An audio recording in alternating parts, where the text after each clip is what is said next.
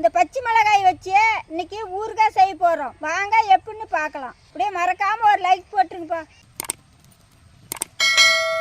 நல்லெண்ணெய், கடுகு, பெருவெங்காயத்தூள், கட் பண்ண பச்சை மிளகாய், மஞ்சத்தூள், கல் உப்பு.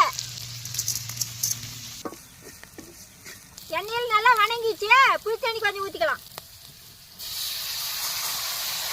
வெல்லம் கொஞ்சம் போட்டுக்கலாம். வறுத்தரைச்சா கடுகு வெந்தயமா